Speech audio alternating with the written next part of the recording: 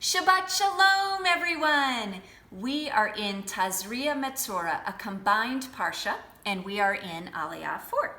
And this aliyah has instructions for an infected person to go to the temple, meet the Kohen, and become clean. So, what does the infected person have to do? Well, he goes to the priest at the temple, and he brings 2 birds and some cedar wood and scarlet yarn and some hyssop.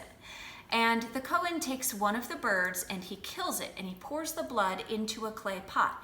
Then he takes the live bird with the cedar wood and the scarlet yarn and the hyssop and he dips it into the blood, and then he sprinkles the person to be cleansed 7 times. And then the person to be cleansed goes and takes a bath, shaves off all his hair, has to stay outside his tent for 7 days. Then he takes another bath. Then he goes back to the temple with 3 lambs, 2 male and 1 female. And he also brings flour and he brings oil. And the Kohen in charge will kill one of the lambs. And then he takes some of the blood from that sacrifice and he puts it on the person's right ear and right thumb and right big toe. And then he takes some of the oil that the person brought with the flour and he puts some of that oil on top of the blood on the ear, on top of the thumb, and on top of the big toe. And then after all of that, he takes what's left over of the oil and he pours it right over the head of the person to be cleansed.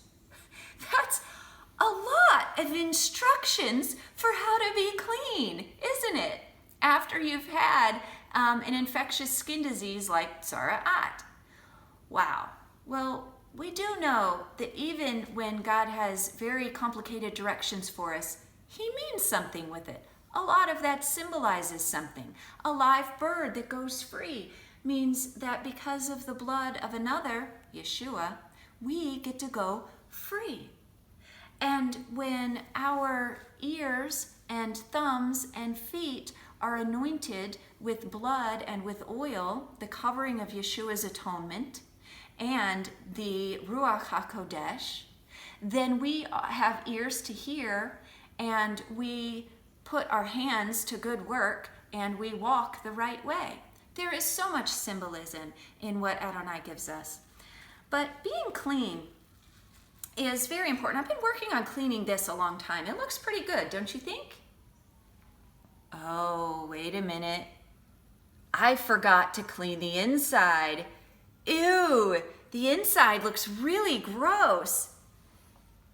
This reminds me of something Yeshua said in Matthew 23, verse 25. Woe to you, teachers of the law and Pharisees, you hypocrites! You clean the outside of the cup, but inside it's full of greed and self-indulgence. Blind Pharisees, first clean the inside of the cup, and then the outside will be clean too. Now, do you think Yeshua is just talking about cups? Or is he, as he usually is, talking about our hearts? I think that's right. I think he's talking about our hearts. Hebrews chapter 10, verse 22 tells us more about that. It says, "But let us draw near to God with a sincere heart, in full assurance of faith, having our hearts sprinkled to cleanse us from a guilty conscience, and having our bodies washed with pure water." And Psalm 51 says in verse 10, "Create in me a clean heart, O God, and renew a right spirit within me." Yeshua is after the cleanliness of our hearts.